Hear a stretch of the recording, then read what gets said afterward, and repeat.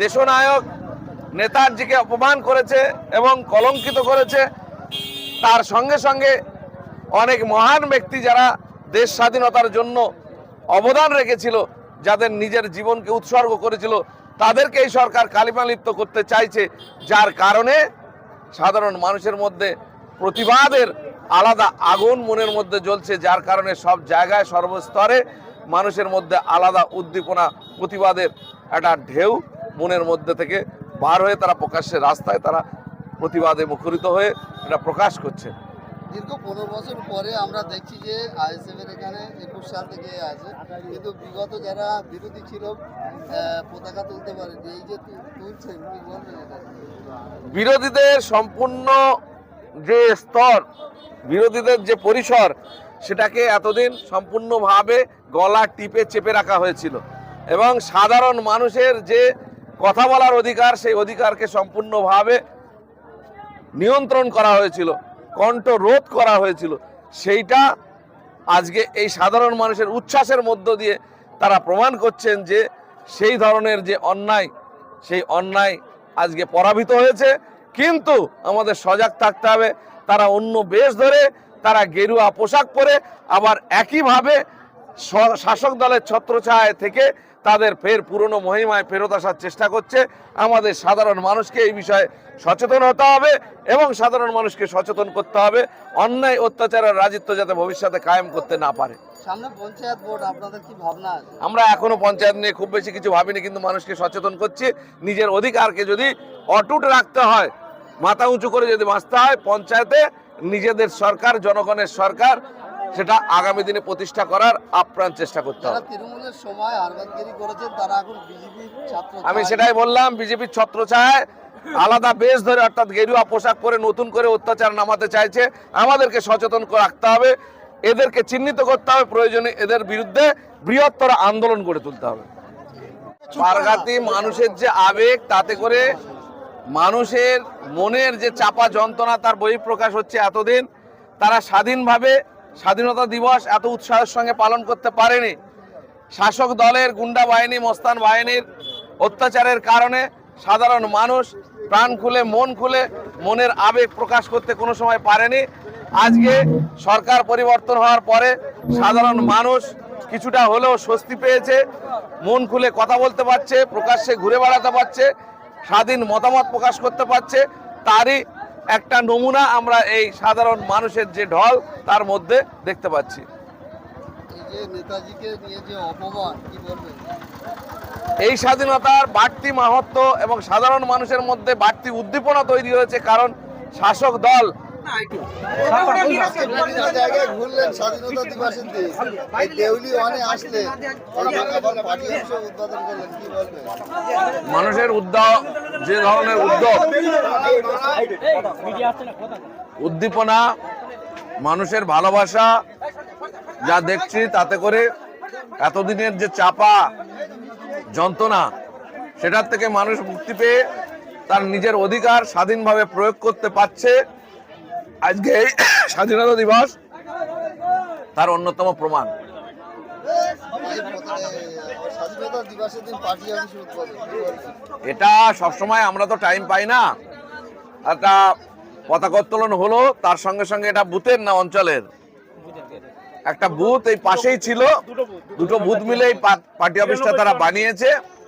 তো যার কারণে তাদের আবদার যে যাতে উদ্বোধনটা করে দেওয়া হয়, তাদের ভালোবাসাকে সম্মান জানিয়ে আমি এই পার্টি অফিসে এসেছি।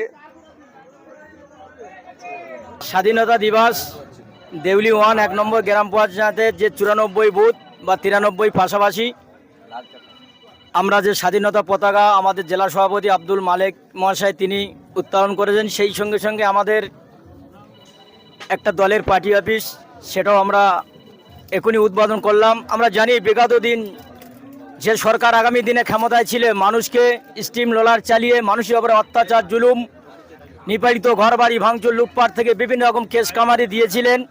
মানুষ ভয়েতে কিছুটা সময় দূরে সরে গিয়েছিলেন।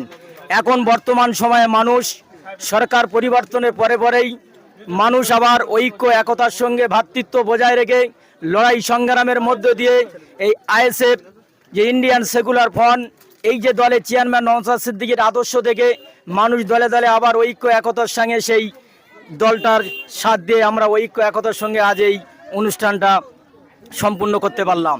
তা আমরা জানি আমাদের যারা দেশের জন্য জান দিয়েছে, জীবন দিয়েছে, রক্ত দিয়েছে, সেই তাদের নামে যে ডবল ইঞ্জিনের সরকার আজকে যারা ক্ষমতায় এসেছে তারা তাদের নামে কালিমা লিপ্ত করার জন্য বারবার, শুধু তাদের নয়, আমরা যে একটা মুসলিম জাতি, আমাদের তারা ক্ষমতায় আসার পরেই একটার পর একটা তারা কাজ কাম, মানুষকে কি অধিকার দেবে, চাকরি, ঘর বাড়ি, এসব দেওয়ার চিন্তা ভাবনা তাদের নেই।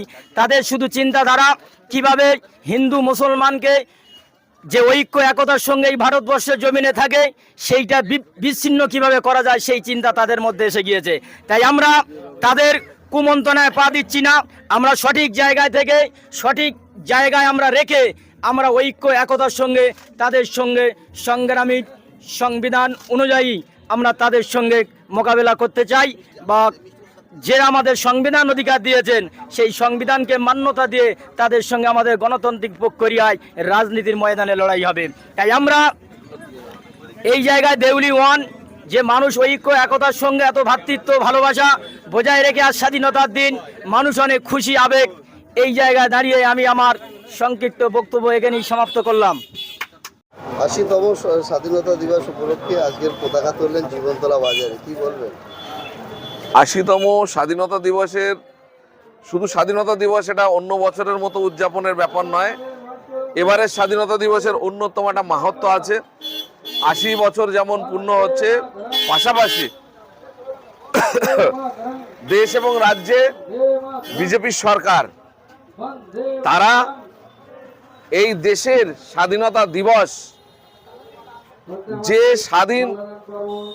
দেশের স্বাধীন চেতা যে নেতারা ছিল, যারা দেশের জন্য জীবন দিয়েছে, তাদেরকে প্রতিনিয়ত আক্রমণ করছে, নোংরা ভাষায় তাদেরকে কালিমা লিপ্ত করার চেষ্টা করছে। এইটার বিরুদ্ধে এবারের স্বাধীনতা দিবস হিসাব মতো একটা প্রতিবাদ সাধারণ মানুষের মধ্যে নতুন করে চেতনা তৈরি করার প্রশ্ন এসে দাঁড়িয়েছে।